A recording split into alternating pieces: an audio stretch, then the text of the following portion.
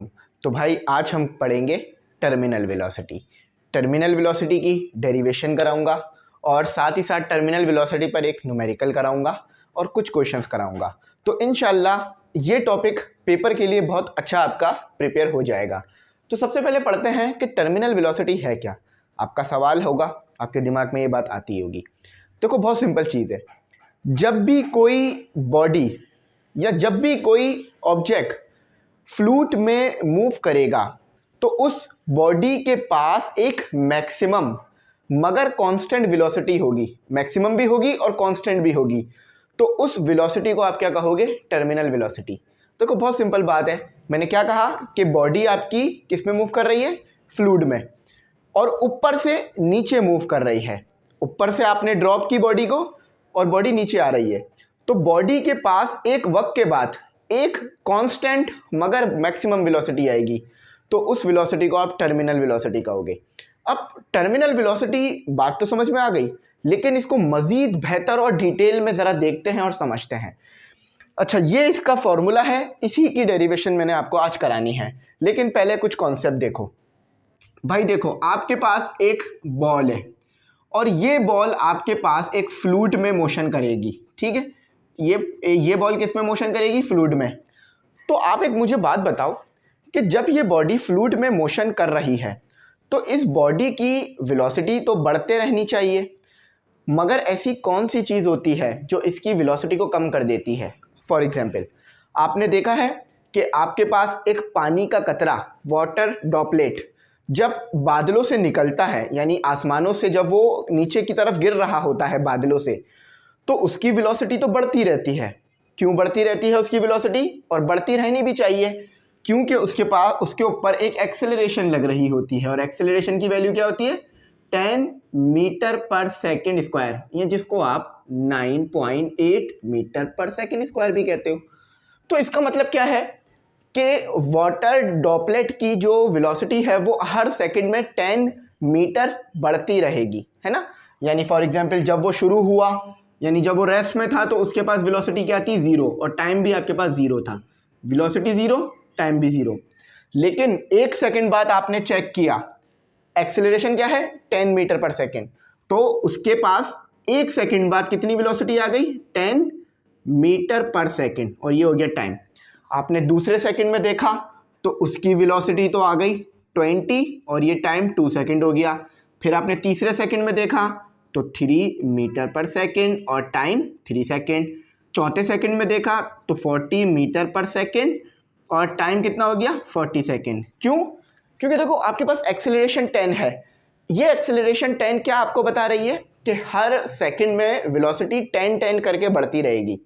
जब एक्सेलरेशन आती है इसका मतलब यह है कि वेलोसिटी में चेंज मौजूद है ना, जब भी एक्सेलरेशन आती है, वरना तो एक्सेलरेशन नहीं होगी। तो ये चीज़ देखने में आ रही है कि जैसे जैसे टाइम गुजरता जाएगा, बॉडी की वेलोसिटी, यानी जो वाटर का ड्रॉपलेट आसमान से हमारे सर पे गिरने वाला है, उसकी वेलोसिटी बढ़ती रहेगी। एक वक्त ऐसा आएगा कि इतनी ज़्यादा वेलोसिटी बढ़ जाएगी कि अगर वो मेरे सर पे लगा तो मेरा सर फट जाएगा। लेकिन आपने देखा है कभी ऐसा होता नहीं है। क्यों नहीं होता? क्योंकि उस वाटर के ड्रॉपलेट पर, समझ लो ये एक वाटर का ड्रॉपलेट है, इस वाटर के ड्रॉपलेट पर, ये एक वाटर का ड्रॉपलेट है, इस वाटर के ड्रॉपलेट पर एक फोर्स लग रही होती है जो कि ऊपर की तरफ होती है। वो कौन सी होती है? Drag force. इसको मैं लिख देता हूं डी से, FD, drag force. Drag force क्या करती है? इसकी एक्सेलरेशन को कम करती रहती है। यानी ये जो आपके पास ड्रॉप नीचे आ रहा है ना, इसकी एक्सेलरेशन को कम करती रहती है, जिसकी वजह से ये ड्रॉप आपके सर पे लगकर आपका सर नहीं फाड़ता। अब मैं ये बात क्यों कह रहा हूँ? आपने गाड़ी तो देखी है, देखा है ना, जैसे जैसे गाड़ी चलती रहती है और उसकी वेलोसिटी बढ़ती रहती है तो गाड़ी ख़तरनाक हो जाती है। अगर कोई चीज़ गाड़ी के सामने आ जाए तो गाड़ी बहुत ज़्यादा नुकसान पहुँचा देती है। अगर उसकी वेलोसिटी कम हो और किसी चीज़ से टकरा जाए गाड़ी, तो गाड़ी आपको कम नुकसान पहुँचाती है। इसी तरह से वाटर ड्रॉपलेट भी तो है, स्पीड बढ़ती रहेगी क्योंकि एक्सेलरेशन तो आपको पता है, acceleration due to gravity 10 meter पर सेकेंड स्क्वायर है। तो यहाँ पर आपके पास क्या आया? ड्रैग फोर्स का कॉन्सेप्ट आ गया। ड्रैग फोर्स क्या कर रहा है? इस एक्सेलरेशन को कम कर रहा है, जिसकी वजह से ये जो ड्रॉपलेट की वेलोसिटी है कांस्टेंट हो जाती है। और इतनी कांस्टेंट होती है कि मैक्सिमम तो हो जाती है, लेकिन हमारे लिए ख़तरनाक नहीं होती। तो ये नेचर में हमारे लिए रखा गया है, वरना तो अगर बारिश होती ना तो पूरी दुनिया ही ख़त्म हो जाती। क्यों? क्योंकि जैसी बारिश होती वाटर के ड्रॉपलेट की वेलोसिटी इतनी ज़्यादा होती कि हमारे घर, हम सब नुकसान हो जाता और हम सब ख़त्म हो जाते। लेकिन ये ड्रैग फोर्स बड़ा काम करती है। अब ड्रैग फोर्स कैसे आती है? ड्रैग फोर्स आती है जब भी कोई चीज़ फ्लूइड में मूव करेगी।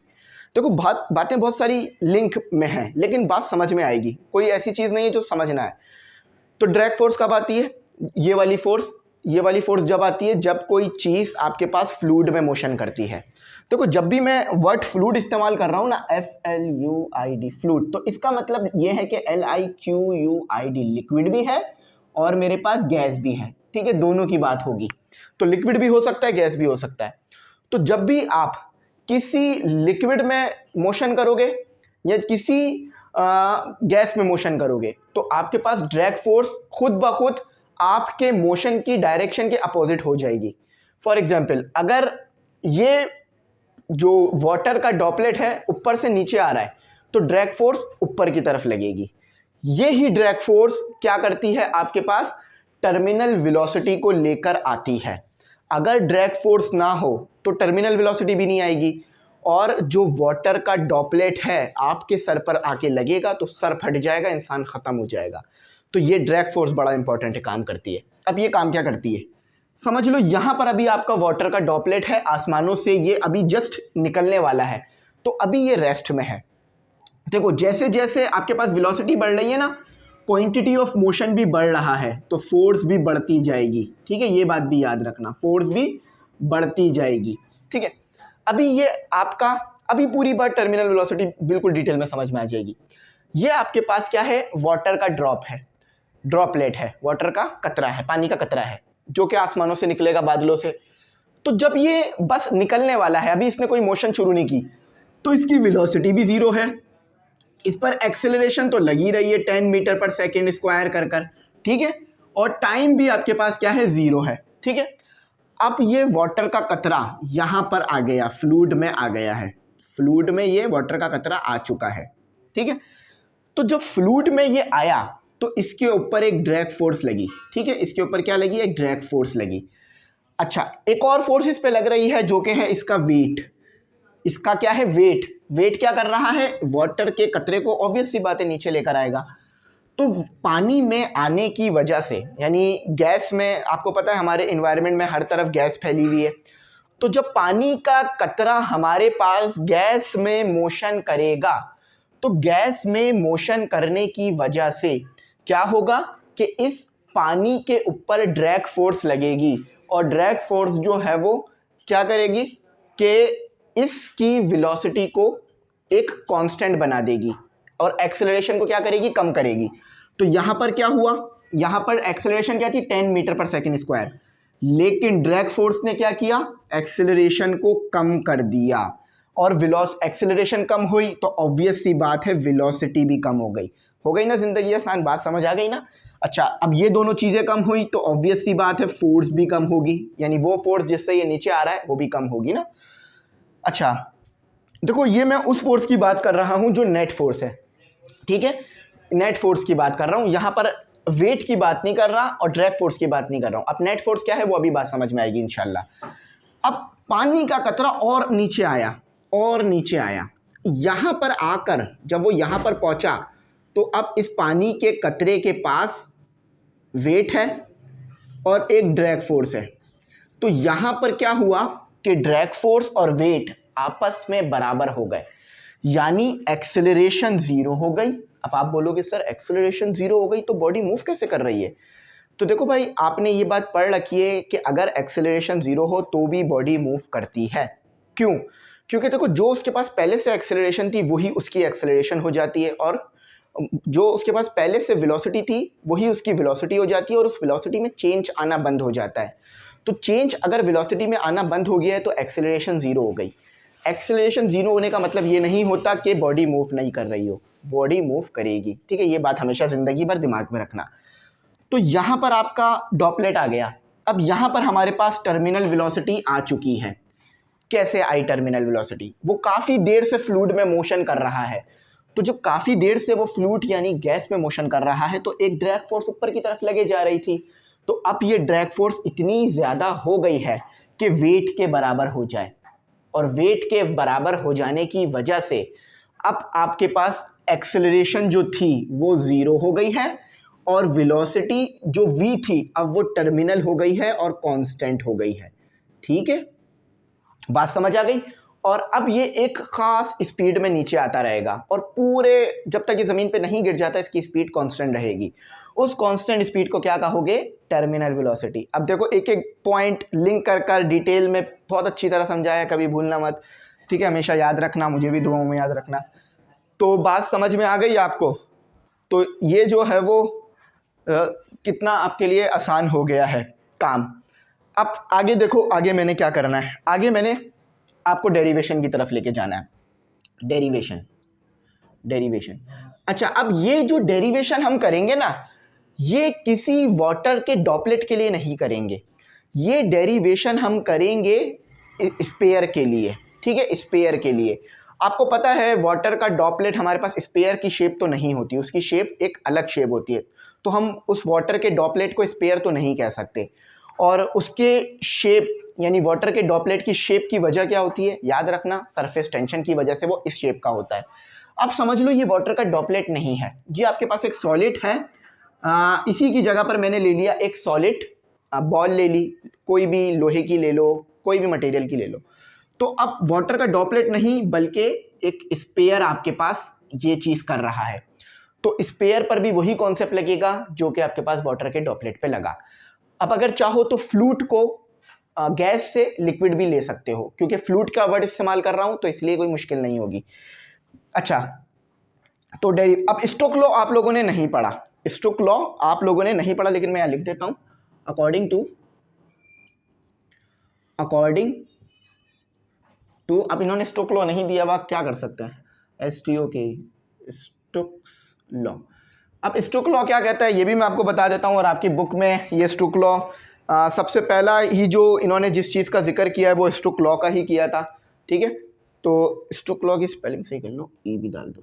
ठीक है, अच्छा, अब स्टोक्स लॉ क्या कहता है? स्टोक्स लॉ ड्रैग फोर्स के बारे में आपको बताता है कि स्टोक्स लॉ कहता है कि आपके पास जो ड्रैग फोर्स है वो किसके बराबर होगी?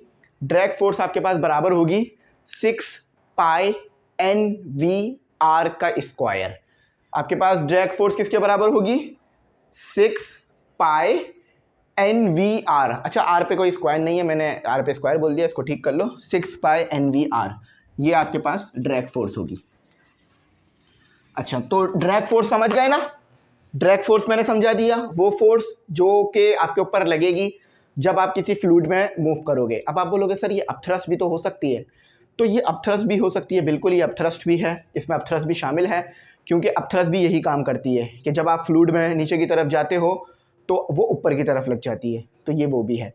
अच्छा, अब आप बोलोगे सर आपने एक विस्कस फ्लूइड भी पढ़ाया था, जी ये विस्कस फ्लूइड भी इसमें शामिल है। तो ड्रैग फोर्स और विस्कस फ्लूइड यानी जो विस्कस फोर्स थी, मैंने विस्कस फ्लूइड बोल दिया, उसको विस्कस फोर्स करो, तो जो ड्रैग फोर्स है और विस्कस फोर्स है ये भी वही चीज़ है। ठीक है, बात समझ लेना। अच्छा, अब देखो ये ड्रैग फोर्स किसके बराबर होगी? FD। अच्छा, यहाँ पर आके क्या कंडीशन मिली है आपको कि आपका जो वेट है वो बराबर आ गया है ड्रैग फोर्स के, इस चीज़ को याद रखना। और ये पॉइंट हमारा A था, ये पॉइंट हमारा कोई भी B ले लो, ये पॉइंट हमारा C है, इसको याद रखना। तो अकॉर्डिंग टू स्टोक्स लॉ क्या कहता है?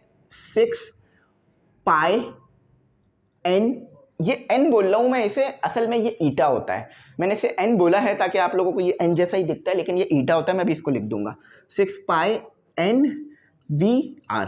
सर ये तो बहुत कुछ आ गया है, इसको ज़रा बताएं तो ये क्या है? देखो पाई तो आप लोगों को पता है क्या होता है, पाई को मैं एक्सप्लेन ज़्यादा नहीं करूँगा। पाई आपके पास जो है वो एक हाफ सर्कल होता है, वो पाया गया। ठीक है, तो पाई को एक्सप्लेन करने की तो ज़रूरत नहीं है। अच्छा, अब ये N क्या है? N आपके पास है, यहाँ लिख रहा हूँ मैं, ये N क्या है आपके पास? बेसिकली ये N नहीं है, ईटा है। अब मैं इसे N बोलना ख़त्म करूँगा। देखो आपने देखा होगा ना कि कोई बोलता है कि ये इस तरह का है, इस तरह का है, लेकिन जब उसे नाम पता चल जाता है तो वो इस तरह का इस तरह बोलने के बजाय उसका नाम ले रहा होता है। ठीक है, तो ये आपके पास n नहीं होता, ईटा होता है। बार में n इसलिए बोल रहा था ताकि आपको बात समझ में आ जाए, ठीक है। तो ये क्या हो गया, ईटा हो गया। अच्छा ये v क्या है, v क्या है, वेलोसिटी ऑफ ऑब्जेक्ट, ठीक है। वेलोसिटी ऑफ फ्लूइड नहीं, वेलोसिटी ऑफ ऑब्जेक्ट, क्योंकि आपका ऑब्जेक्ट नीचे की तरफ आ रहा है। अच्छा, और यही आगे जाकर हमारे पास क्या बनेगी, टर्मिनल वेलोसिटी बनेगी। क्योंकि देखो ना, मैंने आपको उस वक्त भी ये बात बोली थी कि इसको मैं थोड़ा नीचे इसलिए करके लिख रहा हूँ ताकि साफ सुथरा काम हो जाए। तो मैंने आपको ये बात बोली थी ना कि यही जो इसके पास वेलोसिटी आगे जाके टर्मिनल वेलोसिटी का नाम बनेगी, नाम लेगी। आर क्या है, आर आपके पास है radius of object, DIUS, radius of object. एक बात और याद रखना, स्टोक्स लॉ हमारे पास स्पेयर के लिए है, यानी ये जो फॉर्मूला है ना सिर्फ स्पेयर पर एप्लीकेबल है, ये फॉर्मूला स्पेयर के अलावा एप्लीकेबल नहीं है। स्पेयर बात समझते हो ना, वो शेप्स जो कि हमारे ज़मीन की तरह हो, जैसे कि फॉर एग्जांपल कोई फुटबॉल हो, कोई बास्केटबॉल हो, कोई क्रिकेट बॉल हो, इन पर अगर आप अप्लाई करोगे ना ड्रैग फोर्स का फॉर्मूला तो एप्लीकेबल है। अगर कोई और शेप हुई तो एप्लीकेबल नहीं होगा, सही है, याद रखना। और रेडियस तो आप निकालते ही ना, स्पेयर और सर्कल में हो, तो ये बात भी समझ में आ गई होगी। अब देखो at point, consider at point, consider at point, consider at point C. तो देखो सी पॉइंट पे क्या हो रहा है, मैंने बताया ना कि जो उस पर ड्रैग फोर्स लग रही है और वेट ये बराबर हो गया है। अब बोलोगे सर आप गलत पढ़ा रहे हैं, क्यों? क्योंकि बुक में तो वेट लिखा ही नहीं है, बुक में ग्रेविटेशनल फोर्स को लिखा गया है। तो यहाँ पर ग्रेविटेशनल फोर्स वेट को ही कहा गया है, ठीक है, बात समझ आ रही है। अब ऐसा क्यों हुआ ये भी ज़रा बताता हूँ, क्योंकि इतनी जिम्मेदारी ले रहा हूँ तो छोटी और जिम्मेदारी लेता हूँ। ग्रेविटेशनल फोर्स क्या होती है, अट्रैक्शन फोर्स, है ना। वेट क्यों आता है, बॉडी में बॉडी का मास और जो नीचे ग्रेविटी, वो एक दूसरे को, जो मतलब बॉडी आपकी जो बॉल है वो और अर्थ, इसके दरमियान तो अट्रैक्शन होती है, तो ये भी तो अट्रैक्शन है, वेट, तो ये ग्रेविटेशनल फोर्स ही है।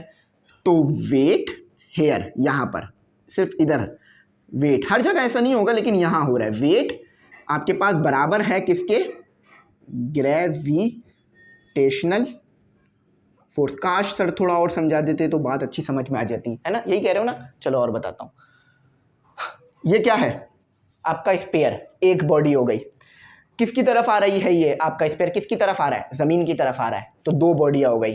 तो ग्रेविटेशनल फोर्स का फॉर्मूला क्या था, G m1 m2 upon r square, है ना, यही था ना। F is equal to G m1 m2 upon r का स्क्वायर, ठीक है। तो जो वेट निकालोगे वो भी वैल्यू यही देगा, क्योंकि देखो वेट भी फोर्स है और F भी फोर्स है। तो ये एक बात और क्लियर हो गई, एक बॉडी आपका ऑब्जेक्ट है, दूसरी बॉडी आपका ज़मीन है जिसकी तरफ ये ऑब्जेक्ट आ रहा है, और रेडियस किसका रखोगे, रेडियस मतलब यहाँ रेडियस नहीं होगा, यहाँ पर दोनों बॉडी के दरमियान का डिस्टेंस होगा और ग्रेविटेशनल कांस्टेंट, तो ये रखकर वैल्यू निकालोगे वही आएगा जो वेट आ रहा होगा। तो इसीलिए ये दोनों यहाँ पर बराबर हैं। यहाँ पर ग्रेविटेशनल फोर्स यानी जो अट्रैक्शन फोर्स है ना, जो अट्रैक्टिव फोर्स है वही वेट है आपका। यहाँ पर बात समझ आ रही है ना, बहुत सिंपल बात कर दी है मैंने। अच्छा, तो ये बात तो समझ में आ गई कि यहाँ पर ये ऐसा पॉइंट है कि जहाँ पर फ्लूइड की ड्रैग फोर्स, फ्लूइड से लगने वाली ड्रैग फोर्स और वेट बराबर हो गया है। अब वेट क्या होता है सर, बहुत आसान है, वेट तो सर mg होता है, हमें पता है। ड्रैग फोर्स क्या निकाली, ड्रैग फोर्स निकाली ड्रैग फोर्स क्या निकाली 6 पाई ईटा और VR। सर ये तो कुछ नहीं बनता, नज़र नहीं आ रहा। डेंसिटी का फॉर्मूला इस्तेमाल करो, here we use density formula. अब डेंसिटी का फॉर्मूला ज़रा मुझे बच्चे बताएंगे क्या होता है। अभी मैं इस चीज़ को भी पढ़ दूंगा, ये वही बात लिखी हुई है जो कि मैंने आपको भी बताई, लेकिन मैं अभी से पढ़ दूंगा। डेंसिटी का फॉर्मूला मुझे बताओ ज़रा भाई क्या होता है। जी सर, डेंसिटी का फॉर्मूला होता है, अब ये P नहीं है, ये रॉ है, ठीक है, मैं लिख देता हूँ RHO, रॉ, ठीक है। तो डेंसिटी का फॉर्मूला होता है रॉ और mass upon volume. Sir velocity है ये, नहीं वॉल्यूम है ये, ठीक है। अच्छा, वॉल्यूम का फॉर्मूला क्या आएगा, वॉल्यूम किस चीज़ का, स्पेयर का ना, स्पेयर का वॉल्यूम मुझे बताओ। बहुत अच्छे, 4/3 पाई r क्यूब, यहाँ लिख लो वॉल्यूम ऑफ, जगह थोड़ी सी कम है तो मैं क्या करता हूँ, इसको थोड़ा सा ऊपर कर देता हूँ क्योंकि मुझे बहुत साफ़ सुथरा भी काम करना है। वॉल्यूम ऑफ स्फीयर, ठीक है, वॉल्यूम ऑफ स्फीयर लिख दिया मैंने। अब इसको यहाँ पर पुट कर दो, पहले पी वी और एम कर लो, अब पुट कर दो ऊपर, ठीक है। तो थोड़ा सा मैं अपना, अच्छा इसको भी मैं पढ़ देता हूँ डेरिवेशन को आगे कंटिन्यू करने से पहले। Terminal velocity is defined as the highest और मैक्सिमम वेलोसिटी, ये वो हाईएस्ट और मैक्सिमम वेलोसिटी होगी अटेन्ड बाय ऑब्जेक्ट, जो ऑब्जेक्ट हासिल करेगा फॉलिंग थ्रू अ फ्लूइड, जब वो फ्लूइड में गिर रहा होगा। कॉन्सेप्ट क्या लग रहा है, पूरा डिटेल में बता दिया, आई होप याद रहेगा। अब ज़िंदगी बहुत आसान हो गई होगी। ये फार्मूला मैंने ज़रूर मिटा दिया है, लेकिन अभी ही ये फार्मूला आपके सामने दोबारा आएगा क्योंकि ये फार्मूला न्यूमेरिकल को सॉल्व कराएगा, ठीक है। अच्छा, तो इसको ज़रा मैं कहाँ पुट कर दूँ, इसमें ज़रा मैं ये पुट कर देता हूँ वॉल्यूम की वैल्यू। तो मेरे पास क्या आ रहा है, m, और किसके बराबर आ रहा है, डेंसिटी, और v किसके बराबर है, 4/3 पाई आर क्यूब, ठीक है। अच्छा, अब इसको बोल दो equation number 1, put mass in equation number 1, put m in equation 1। अब हम जो है वो इसको पुट कर रहे हैं तो क्या आ रहा है मेरे पास, यहाँ पर आ रहा है 4/3, इसको आगे लिख लेते हैं रॉ पाई आर का क्यूब, और देखो जी भी मौजूद है तो जी ज़रूर लगाना, इसे मिस नहीं करना वरना गलत आएगा। उसके बाद दूसरी साइड पे क्या मौजूद है, देखो मैंने m को इसमें पुट कर दिया और यहाँ लिख भी दिया कि पुट m इन इक्वेशन 1, तो 6 पाई ईटा और v और r, ठीक है। इतना तो बात समझ आ गई ना, कोई मुश्किल नहीं है। देखो यहाँ पर r है और यहाँ पर r क्यूब है, तो एक r खत्म हो गया तो 2 r बच गए। अच्छा, अब ये 6 क्या हो रहा है यहाँ पे मल्टीप्लाई, यहाँ पर 3 के साथ आके मल्टीप्लाई भी हो जाएगा लेकिन डिवाइड में आएगा, ठीक है। तो रॉ पाई जी, अच्छा देखो 6 तो आ गया था, अब पाई भी आ जाएगा, ईटा भी आ जाएगा, सिर्फ v वहाँ रह जाएगा क्योंकि यही v हमारे पास टर्मिनल वेलोसिटी है। पाई से पाई कैंसिल और आर स्क्वायर लिखो, आर स्क्वायर बचा ना हमारे पास, आर स्क्वायर को लिखो, ठीक है। तो ये पाई से पाई कैंसिल, अब देखो ये क्या हो गया, v को पहले लिख रहा हूँ, 4/6 मल्टीप्लाई बाई 3 18 रॉ रॉ जी और आर का स्क्वायर अपॉन ईटा, ईटा यानी कोएफिशिएंट ऑफ विस्कोसिटी, मैंने उसको बताया ईटा क्या है, यहाँ लिख लो कोएफिशिएंट ऑफ विस्कोसिटी,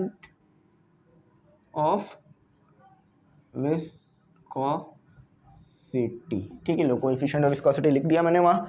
अच्छा, ये कितने पर आता है 2 के टेबल में, 2 पर, ये कितने पर आता है 9 पर, तो v equal to 2/9 rho g r square upon eta. अब भूलोगे कभी इसकी डेरिवेशन, नहीं सर ये तो बहुत अच्छी याद, मतलब बहुत अच्छी समझ आ गई। तो ये इसका कुछ स्टेप्स थे, कुछ पॉइंट्स थे, एज इट इज़ अपने पास लिखो, एज इट इज़ पेपर में करो और पूरे नंबर एज इट इज़ हासिल करो, ठीक है। चेक करते हैं सही निकाला है गलत निकाला है। तो बुक में क्या दिया हुआ है, 2/9 आर स्क्वायर रॉ जी ईटा। अब देखो मुझे नहीं लगता कि कोई बच्चा मुझसे ये कहेगा कि सर आपकी इक्वेशन अलग आ रही है और बुक में अलग दी हुई है, क्योंकि ये बात मुझे नहीं लगता कि आप लोग कहोगे। अच्छा, मैंने क्या कहा था, मैं इसे आगे जाकर टर्मिनल वेलोसिटी कहूँगा, तो अब ये हमारे पास जो वेलोसिटी आई है यही टर्मिनल वेलोसिटी है। तो 2/9 आर स्क्वायर को पहले लिख दिया उन्होंने, ठीक है, ये मल्टीप्लाई हो रहा है, और फिर ईटा को लिख दिया, फिर जी को लिख दिया, फिर ईटा को लिख दिया। बोर्ड में ये लिखो या जी रॉ आर स्क्वायर लिखो, एक ही नंबर मिलेंगे, कोई नंबरों में फ़र्क नहीं पड़ेगा, ठीक है। ये हमारा हो गया। अब न्यूमेरिकल करते हैं, इसको पूरे को बात समझ आ गई ना, न्यूमेरिकल करते हैं। सिंपल छोटा सा न्यूमेरिकल है, मुश्किल नहीं है, आसानी से हो जाएगा, ठीक है, बात समझ आ जाएगी इंशाल्लाह, ठीक है। चलो इसको कराता हूँ और फिर सेल्फ असेसमेंट के क्वेश्चन चला दूंगा तो बात अच्छी और समझ में आ जाएगी।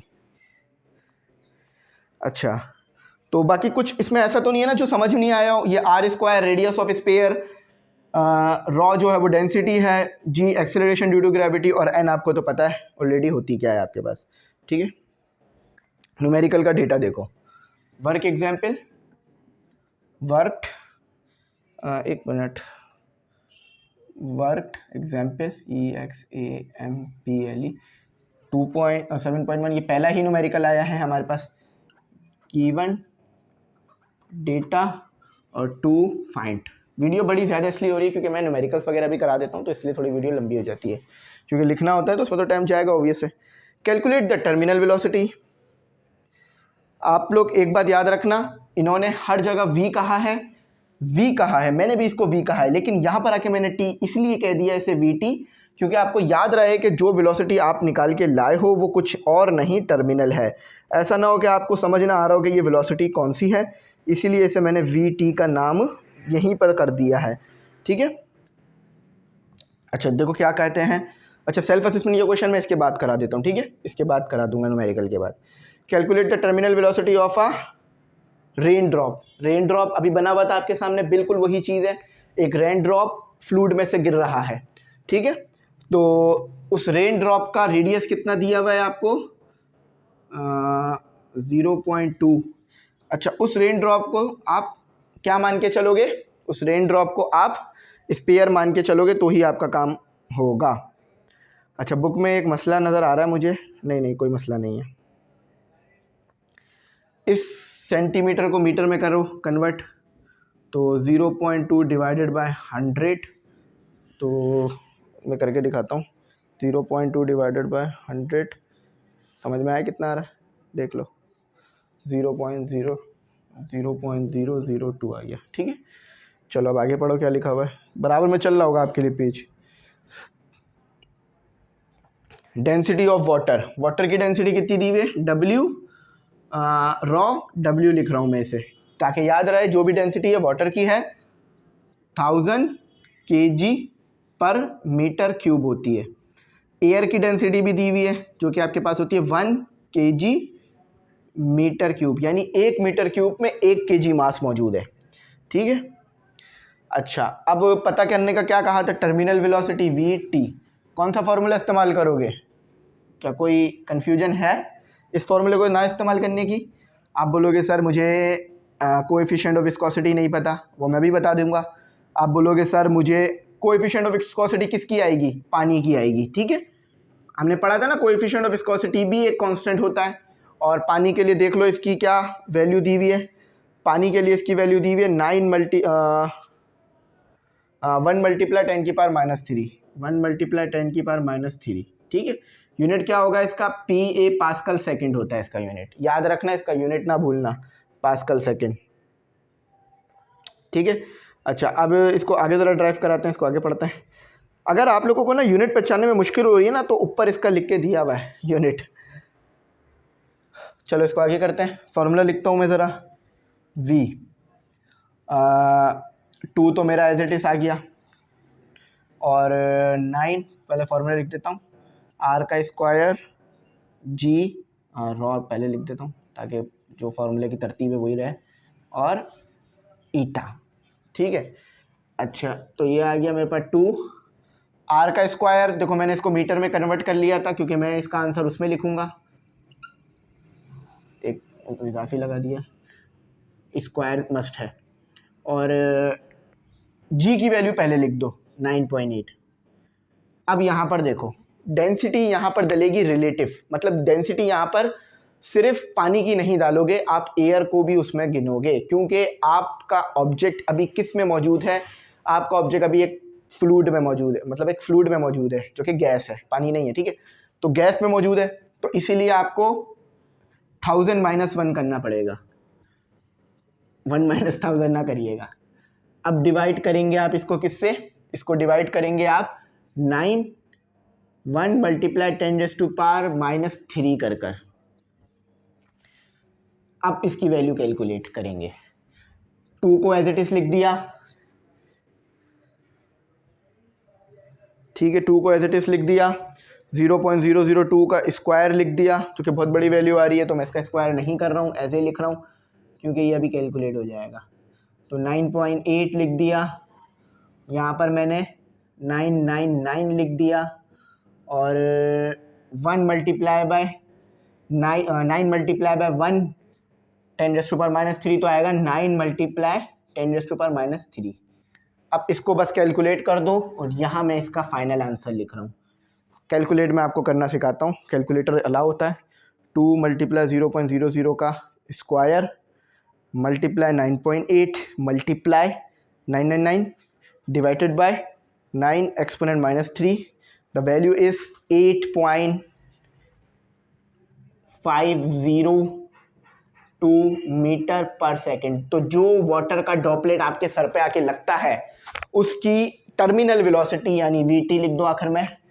टर्मिनल वेलोसिटी आपकी उसके पास होती है, देखो ये वीटी ना स्मॉल में भी लिखा हुआ मिल सकता है आपको, तो दोनों में से जो लेना चाहो ले लेना, ठीक है, अपनी मर्जी है। तो जो पानी का कतरा आपके सर पे आके लगता है उसकी वेलोसिटी होती है 8.702।